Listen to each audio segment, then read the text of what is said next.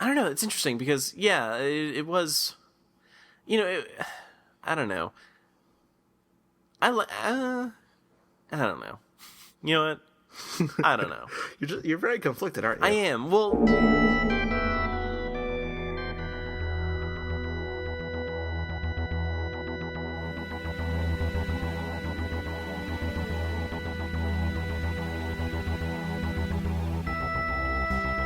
I'm Tom Dickinson, and I'm Louis Midas, and this is the Cloister Room, a podcast about Doctor Who and other things.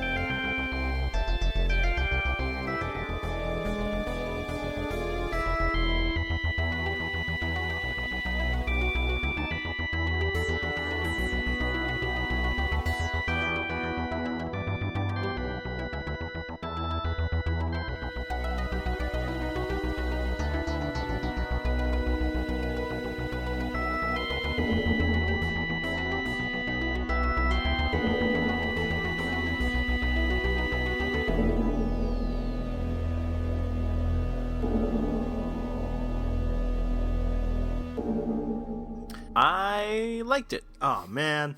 I know, I'm sorry. Yeah, because as I said on Twitter the other day, I think you complaining makes for a better episode. You know, when I'm in the midst of the complaining, it doesn't feel to me like I'm making quality material. And yet you are. Have you listened to last week's episode? I have. And don't you agree? I do. It is very entertaining. So I'm sorry. I wish I could complain about this episode, but I actually liked it. I think that Asylum of the Daleks is still my favorite episode so far. I think this might have taken that from it. Ooh, really? For me, yeah. Because I really, as much as I enjoyed the previous two episodes, I did enjoy this one, I think, even more. Oh, okay. Well then. I mean, there were things that I, noticed in the course of the episode, but they weren't, because I think that the distinction, I had things that I questioned during the episode, but they weren't troubling, I guess. In terms of last week's episode, the objections I had really bothered me, but here, the objections that I had weren't really objections even. They were just curiosities, and it did not hinder my enjoyment of the episode, so it left me with just a sense that I was entertained. I will say that. Okay. It might be a good place to start by jumping back to last week's episode. Actually, yes. And I wonder whether a big problem that you had, and I agreed with, but I don't think it ruined the episode quite as much for me as it did for you, was the Doctor's decision to let Solomon die. Yes.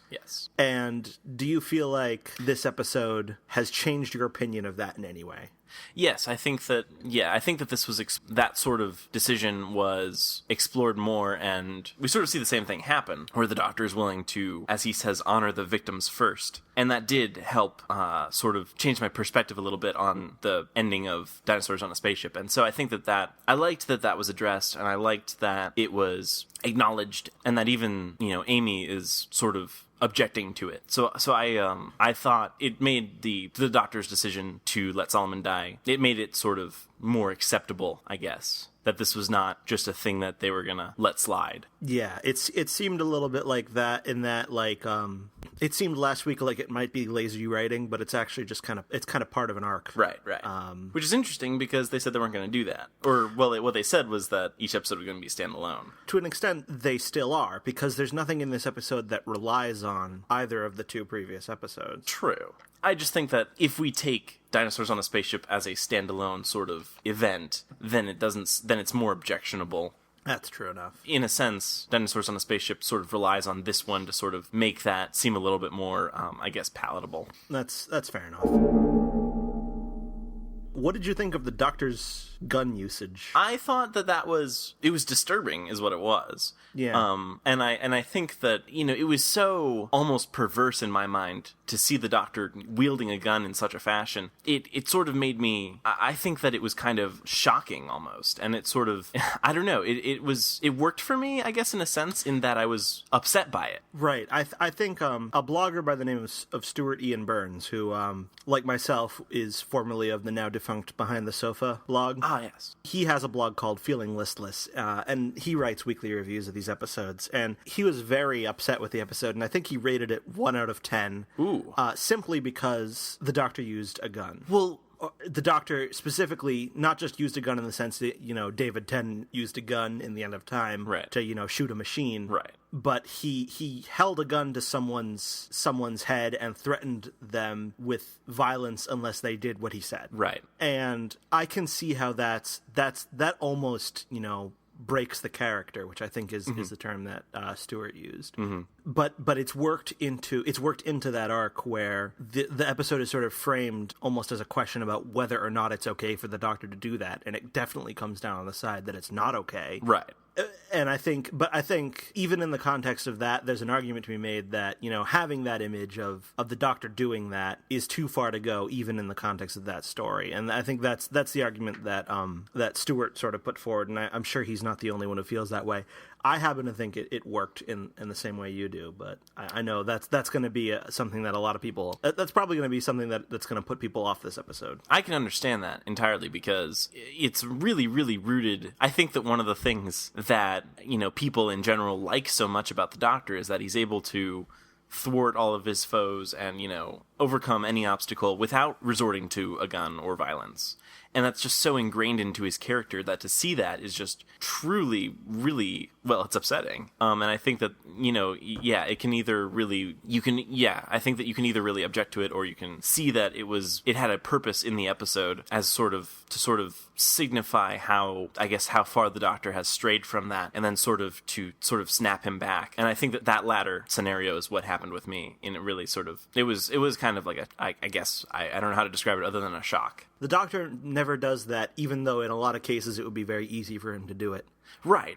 And so you'd presumably think that it's sometimes very hard for him not to do that, which is one of the things that makes him so admirable. Mm-hmm. But having him, kind of try to take the easy way out. And it's also wrapped up in a sort of related storyline, or rather, I guess a related theme almost, about his guilt for all of the people that have been destroyed by the creations of people like Collar Jex. I think Collar Jex is such a great character for a lot of reasons, and I really love that character. But one reason he's so great is because he's so similar to Davros. Or to any number of mad scientists who have created evil things, where that sort of provides a context for a really interesting story here. That's true, and I didn't even think of comparing him to the likes of Davros, but really he does, or he really is a similar type of character. Not completely. I mean, Davros is absolutely crazy, but he is in some sense that same sort of villain. Although it's I like that it's pointed out that he has done some good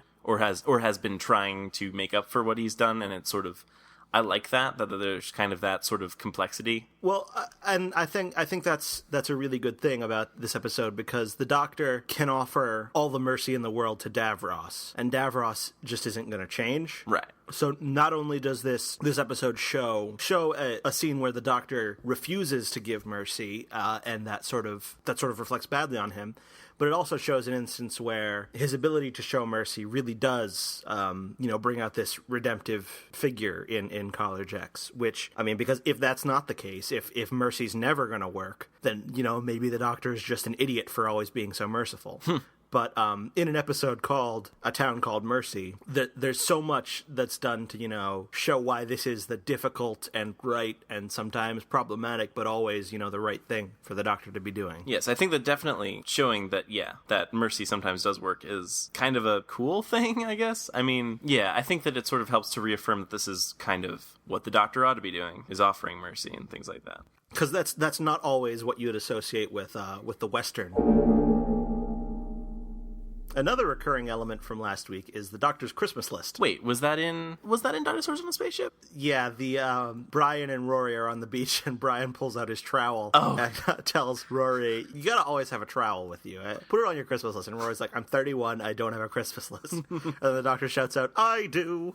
Yes. And then early in this episode, he talks a little bit about his Christmas list. I do remember that. I think he says that he had anachronistic electricity, keep out signs, and aggressive stares. It may well be that the words Christmas list just popped up independently in both scripts without any coordination on their part. But right. It's still kind of funny to me. That was funny. No, I like that. That seems like an odd Christmas list. Yeah. But it's what can you really get the man who has seen everything or something. I don't know. Yeah. I guess you can get him aggressive stares. And maybe he'll get more of those in the Christmas special.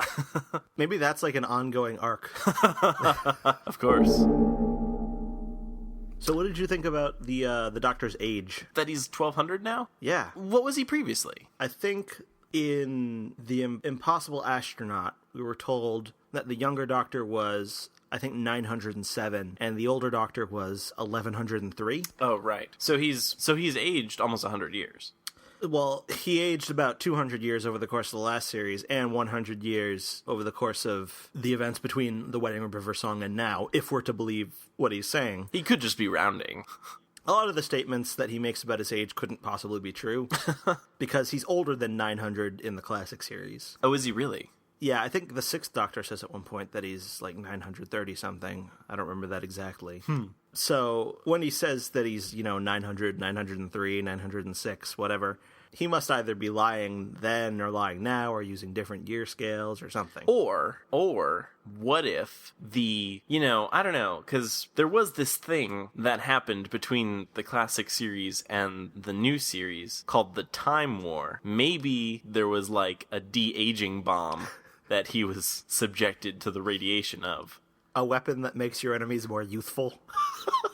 Listen, I'm not saying it makes a whole lot of sense, but maybe the Daleks thought that this was... You know what? Maybe they thought that they could get all the Time Lords back to babies. Actually, the Doctor does that to the Daleks at the very end of the Daleks' master plan. Well, then it's not so far-fetched. Yeah, I guess not. I think this might explain why... See, the Doctor's telling the truth the whole time. It's just that maybe he's a little embarrassed about it. That he suffers from a wound from the Time War where he, for a very brief spell, was younger, or de-aged. Along the lines of the Doctor's age, the weird thing about the Doctor's age is that it's, assuming that this is all true, he's been the 11th Doctor for a very long time. That's true. Probably longer than any other incarnation. Oh, I didn't assume. know exact numbers, but I knew that David Tennant, or rather the 10th Doctor, was the 10th Doctor for the exact number of years, like the number of seasons and the number of years that he aged was 1-to-1. Yeah, just about. Or very nearly so.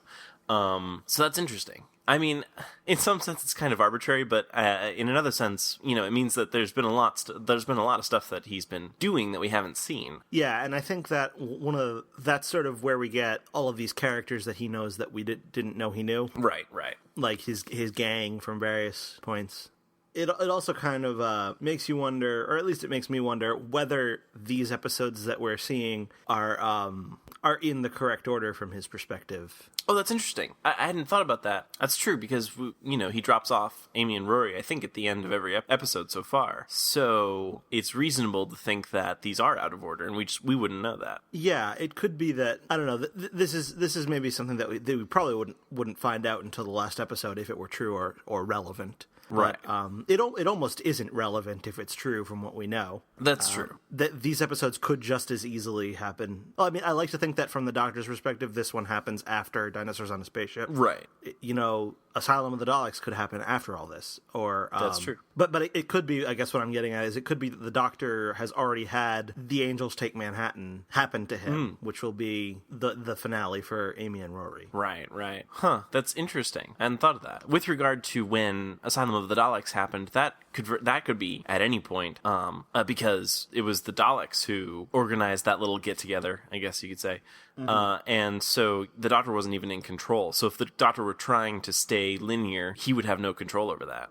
Right. But yeah, I mean, I'd like to see if that becomes relevant. I guess, there's really almost no reason for the Doctor to mention his age in this episode. So it makes me wonder if because the last time he did that in The Impossible Astronaut, that turned out to be very relevant. Well, actually, I guess we found that out in that episode, so that wasn't like a huge... Yeah, I don't know. Whenever the Doctor mentions his age, I like to try and keep track of that. I don't know why. I suspect he's not even doing a great job of keeping track of it. That's true. Because that's the other thing about his age. How would he necessarily even know? Right. I mean, does the Doctor even mark the progression of days? I mean, does he even sleep? I guess you probably still haven't watched the Night and the Doctor things that we discussed shortly ago on the Series 6 box set. No, I don't. Well, my Series 6 box set is currently on loan, so... Oh, okay. Well, that's discussed in the Night and the Doctor. Well, then. I think. It's discussed somewhere, but in the 11th... It's discussed in some 11th Doctor mini-episode, and I think it's that one. Okay. And are we sure this is canon? Oh, I don't know what's canon. What's canon? Who cares? I don't know. Canon. Canon.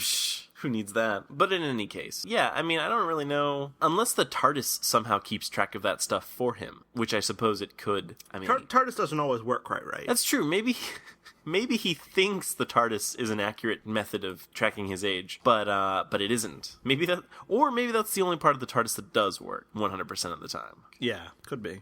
I imagine if you're traveling in time, and if you anticipate one day returning to your own time, you'd want to know how much you've supposedly aged in that time. Yeah, presumably. I mean, I don't know. Maybe you don't. Well, Amy and Rory mention in this episode that they've been aging at a different rate from their friends. Right, which would be a concern. Could be the Doctor just completely makes it up. Could be. And that honestly would not surprise me. Speaking of the Doctor making up things, I'm getting the feeling that he's making up the whole, like, I speak horse thing. Really? I do. I think he just says he can do this to contradict people. I don't know which I like better, the notion that it's real or the notion that he's just being difficult. I think I like the idea that he's just being difficult. I think I kind of like not knowing. I think that's what I like. Yeah. I like that it is open to interpretation. I mean, I can't imagine... I don't know how the logistics would work. I don't know how he would learn to speak things like baby. So... But the thing is, I mean, he continues to do this with the horse, even when it's just him and the horse. Well, no, that's how far he's invested into this act. I know. That's why I like it so much. Like, if it wasn't the case, then it would be kind of just boring to assume that he's lying. But in that case, just to assume that he's pretending for his own benefit, or for the horse's benefit. I don't know. But no, I think, I don't know, I something about that really appeals to me, that he's just making this whole thing up. But I don't know. But it could go either way. Because we haven't seen him learn from any baby or horse anything that he wouldn't have known otherwise, have we? I don't think so. I think mostly these creatures that he can communicate with, but we, the audience, do not understand, mostly just talk back to him. Yeah, that seems to be the case. Yeah, so I don't think that they've ever provided anything useful. But yeah, so this could just be a really complicated, just all just an act, basically. And it would be that he actually speaks those language, because the TARDIS certainly isn't translating them for his companions. Right. I mean, obviously, we don't know precisely how the TARDIS ends up doing these things. I mean, the Doctor says sort of like, oh yeah, the TARDIS has translation circuits. It can translate any known language, blah, blah, blah, blah. So that would imply that baby is not a known language, or horse is not a known language, which could very well be. There's no reason to think that the Doctor could not speak languages that the TARDIS doesn't know. I mean, who really knows babies or horses anyway? Nobody better than the Doctor. Before the TARDIS landed, does that mean that Collar Jex knew English? Yeah, that occurred to me too. That just must be the case, or it must be the case that his spaceship has something similar. That could be. Because the Doctor does mention that their race is very ingenious and technologically advanced and resourceful. True. Which does seem to be borne out in the episode, because he's able to work up an electric system just using parts from his ship. So, yeah, he might just have his own translation thing. So if he had a translation thing, when his ship blew up, it would have blown up too, which means that after the Doctor left in his TARDIS, no one would be able to communicate with the gunslinger. I think that's the way it's supposed to be, though. I'm not saying that that's wrong. There's nothing to imply that that's not the case. And the gunslinger may well also have... That's true. The translation being a cyborg of that same race. It would almost have to be. I don't know why I say it almost have to be, but I think that it works better that there is some sort of translation thingy, because I don't know. The alternative would be that like they both learned English, or yeah, I guess that, or at least Collar Jex learned English. But then how would he have an English accent? And so I think it's just easier to say that his spaceship had a translation circuit thingy, and so did the cyborg, which I'm fine with. And this is kind of what I'm talking about when I say that like there were things that weren't explained in the episode, but I could sort of figure out for myself. And this certainly isn't the only case in Doctor Who history of everyone speaks English that's not explained by the TARDIS. Right, that's true. Yeah, and I'm fine with that. Me too. It seemed a little weird to me that they include that sort of opening narration. By the woman Yeah. that we never see. I thought her accent was pretty bad. Yeah. But that's another thing that it's not quite an arc, but it's definitely a recurring theme in these episodes where they start off by making you think that someone knows who the Doctor is and is talking about the Doctor, and that the Doctor's kind of famous, but he turns out not to be. Like, for instance, last week, Solomon found out that the Doctor was on board, and he said, "Oh, it's the Doctor. Finally." And you're made to think, oh, this is someone who knows the Doctor. But it turns out he was just literally waiting for a doctor. Right. And then in this episode, you have two instances of that where at the beginning you have that voice talking about, our savior from the stars. Right. And you think she's talking about the Doctor. Right.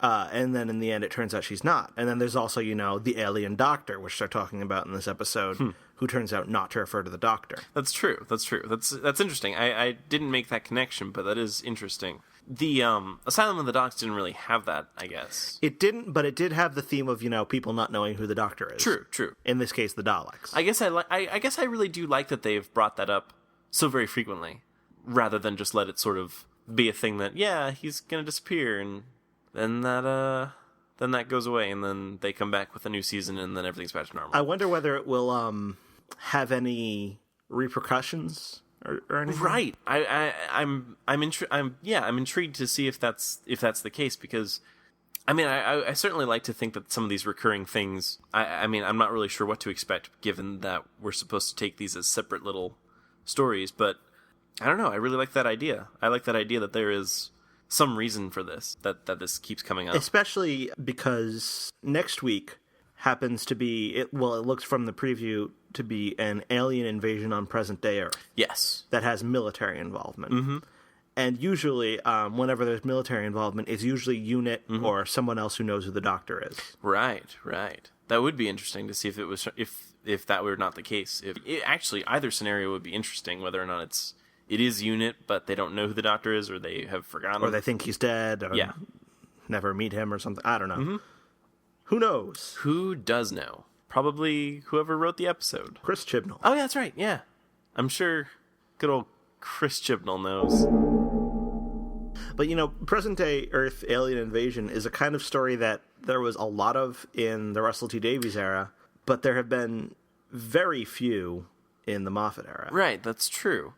I don't know whether or not I like that. I don't know, it's interesting because, yeah, it was, I don't know. I don't know. You know what? I don't know.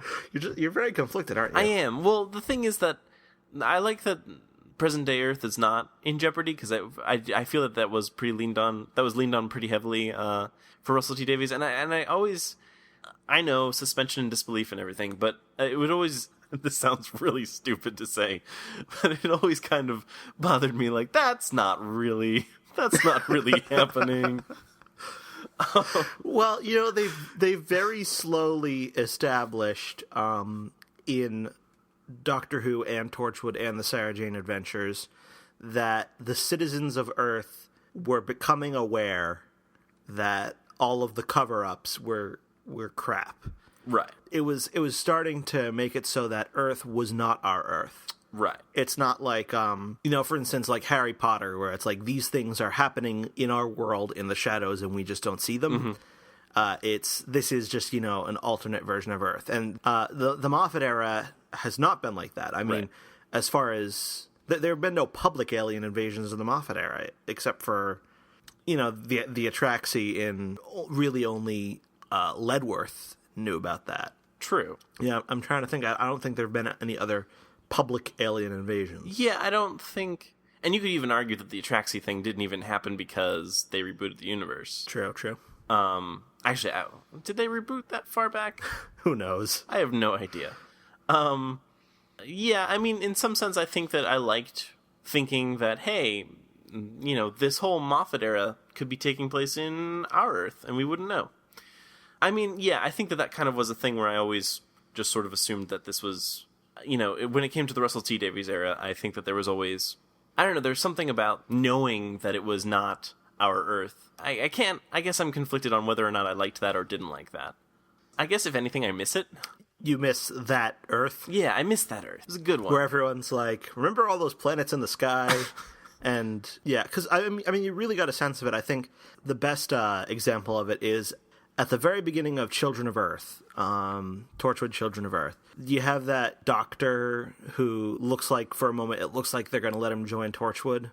And they're sort of, he's on the case about Torchwood and trying to figure out what's going on. And then Gwen has a conversation with him, and he talks about how there are patients who are committing suicide because they're, having to come to terms with a version of the world that is unfamiliar to them, and it's really not comfortable for them.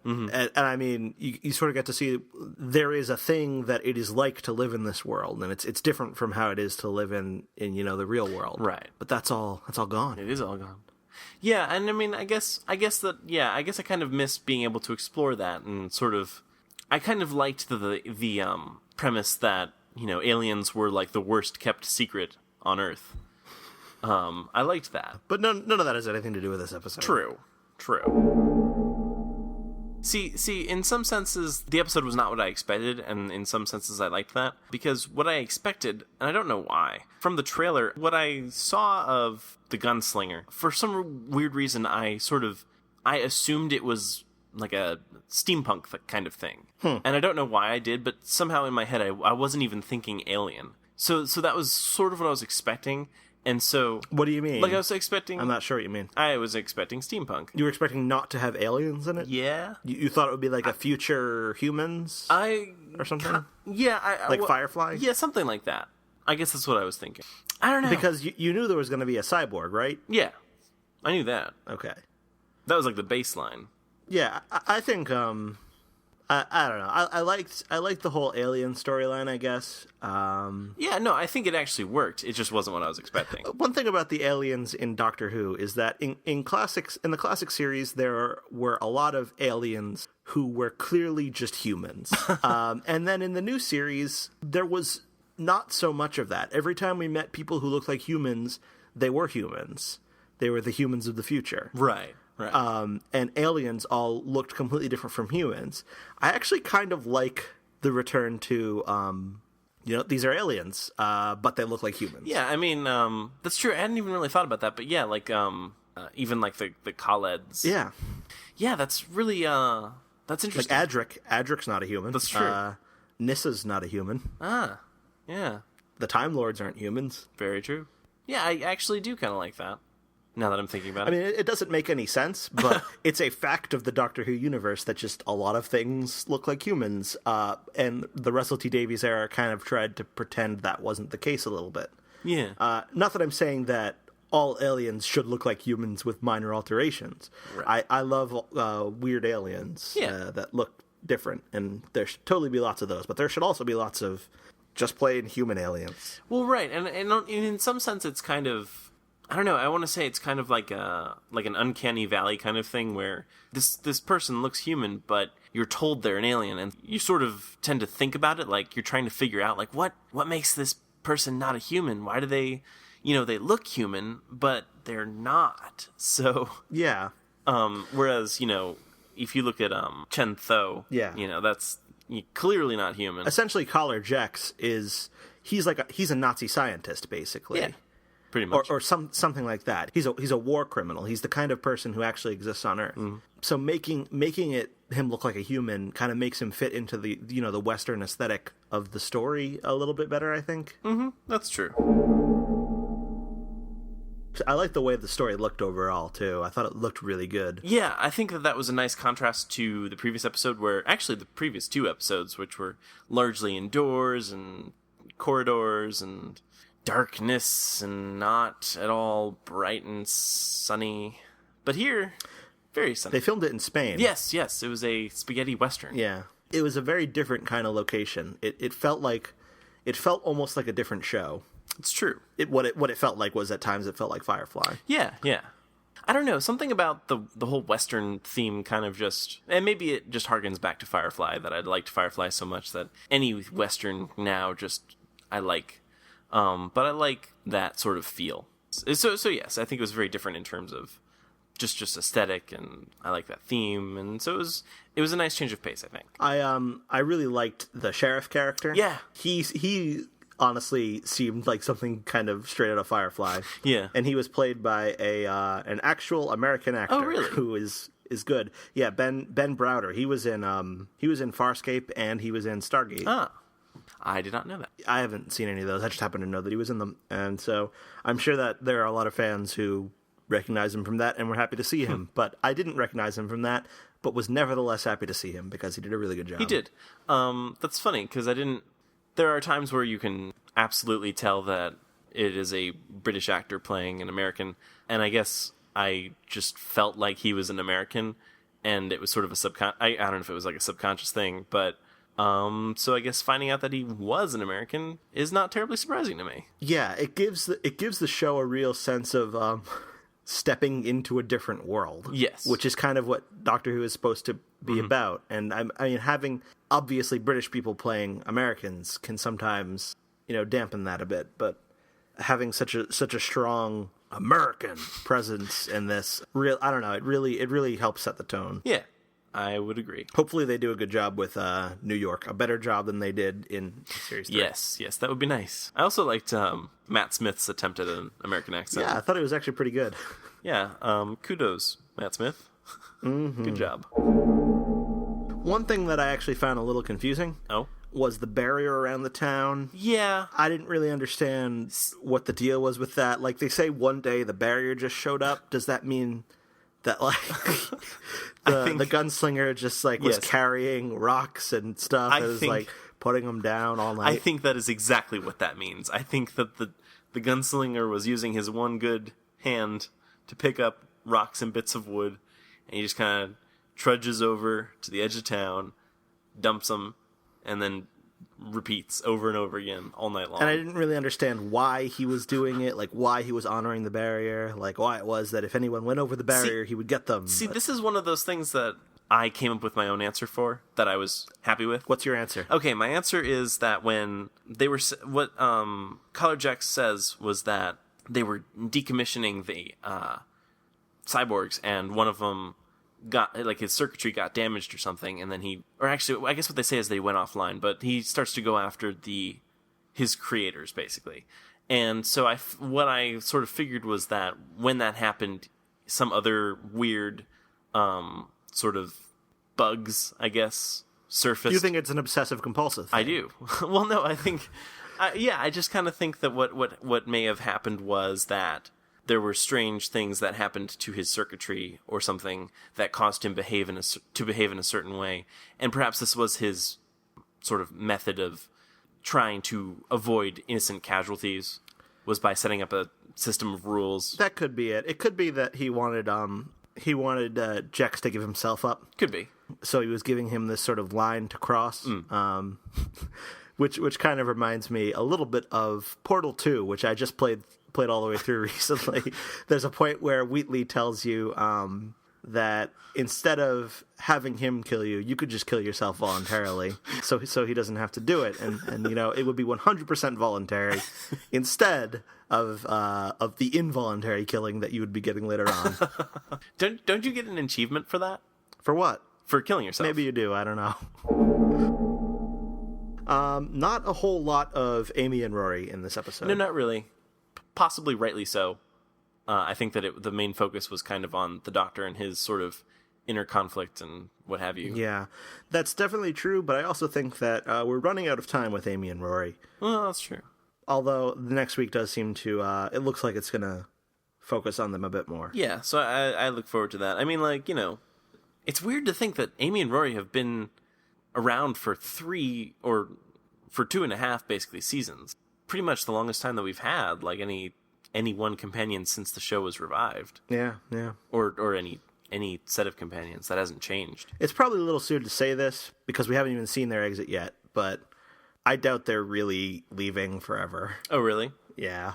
My expectation is the opposite. I think that they are leaving, and I think that maybe it is my fear that one of them or both of them are going to die. That wouldn't mean anything, though. But if they died, they've completely destroyed the notion of the finality of death for these two characters. I guess. Well, for Rory. Amy too, I think. Really? Well, yeah, because I mean, like, especially in the cliffhanger at the end of the Pandorica Opens, is Amy dying. Oh, that's true. I mean, Rory has died a lot more, that is true, but... Okay. Yeah, actually, yeah. All right, I can see that. I'm still worried about it, though. Yeah, well, I don't know. Rose left, and then Rose came back, and, you know... True. We'll see. Yeah, I mean, I don't know. I think that, in some sense, I don't want to see them again. Like, I think that once they leave, they should... I would be interested to see what Doctor Who could become without Amy and Rory, because it's just been so long since it's been anything else. That's true. And I feel like it would almost benefit from them distancing themselves, I guess, from the show. I think it's also kind of true that Martha was a breath of fresh air when she showed up in series 3, because even though I don't think she's as good of a character as Rose personally, but New Who was Rose up until. True. So having a different version of that, it sort of expanded the show a bit, and so I think the Moffat era kind of needs to be expanded in the same way. But also, the 50th anniversary is coming up, and I am sure that will in some way involve the returning of people who used to be in Doctor Who but aren't in Doctor Who anymore. Yeah. And I guess I wouldn't be too surprised if Amy and Rory were among those. Right. I think that it almost seems weird to me, now that I think about it, that if the 50th anniversary is indeed when we'll face, you know, the question and Silence Will Fall and all that stuff, if that is indeed when that is supposed to happen, then it would be weird that that basically this whole revelation of, you know, Silence Will Fall and when the question is asked, all this stuff happened while Amy and Rory were there with the Doctor. So it would be kind of weird that if the Doctor were to face that without them. And River. And it would be kind of weird if River's story continued on without Amy and Rory, too. That's true. Yeah.